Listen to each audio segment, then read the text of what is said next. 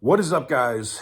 Welcome on back to TK's Garage. And Stellantis is sued again, and this time over their Jeeps. And I just am shocked at the amount of issues and how much money the Carlos Tavares policies of cheaper parts have cost Stellantis. I feel like any cost savings they have at this point are completely gone, as they're now being sued over Jeep fires. For the longest time, whoa, for the longest. Yo, Percocet, Miley Percocet, Miley Percocet, represent, gotta represent. So what is up, guys? Welcome on back to TK's Garage. This is breaking. I wanted to get into this before I go hit the last day of SEMA for you guys. Stellantis, I'll put it up here on the screen, sued over defective Jeep models that can catch fire. This is over at Bloomberg, BloombergLaw.com. Stellantis was hit with a new proposed class action from a group of consumers who say certain 2021 to 2023 Jeep Wrangler and Gladiators vehicles contain a defect in the power steering pump electrical connector that can cause vehicle fires both while they're being driven and when they're parked. This isn't the 4xe. This isn't the hybrid plug-in electric. These are regular Jeeps. This now explains, remember, what was it, 2-3 weeks ago we talked about it, where they put a stop sale. You can't even go buy one at most dealers if it's in this range. Now we know why why Stellantis put a stop sale on them.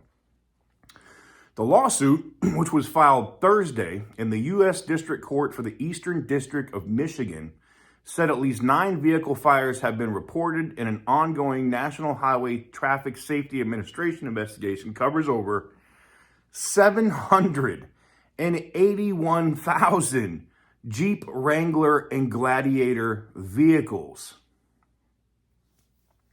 781,000. And this is what I know you guys are tired of hearing it, but I keep harping back to this because, Jesus Christ, man, I get the strategy for Tavares is, I'm going to try to save as much money as possible. I'm going to cut here, cut here, cut here. But think about this.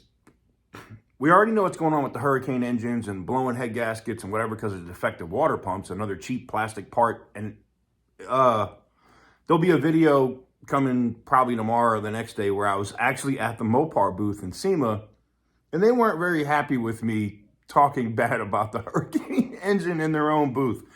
But I got to keep it real, guys. We have to keep it honest here. I can't, mince words or Mickey Mouse around the stuff. But anyways, so these cost-cutting measures by Tavares have put these cheaper parts while they've inflated the prices of the vehicles.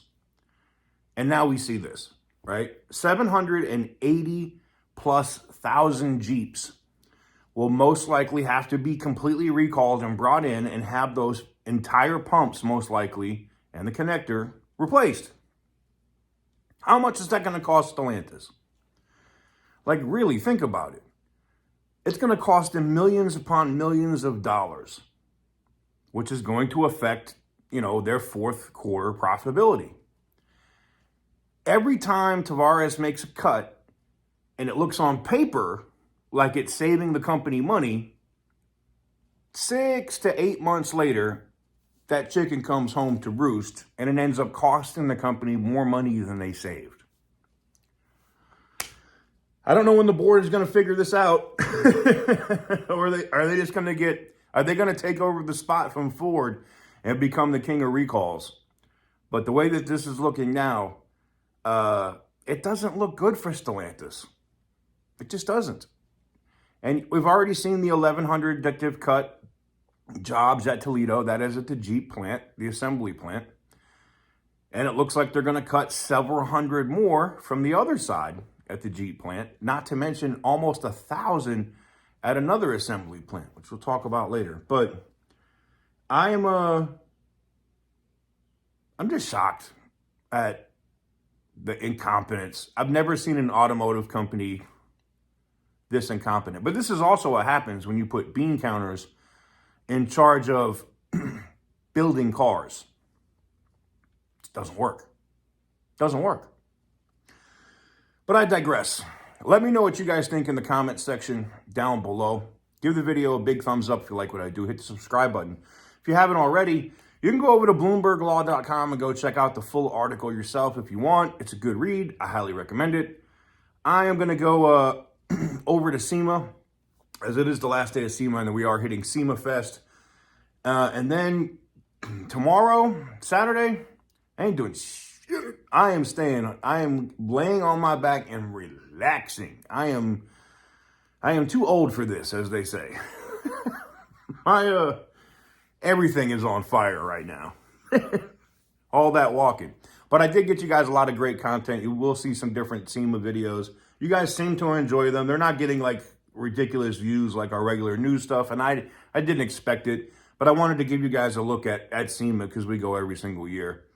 And maybe next year we'll feature it on TK's Garage too instead of here. We'll see what happens. But anyways, thank you guys very much for watching. I truly appreciate it. And as always, stay petty, my friends.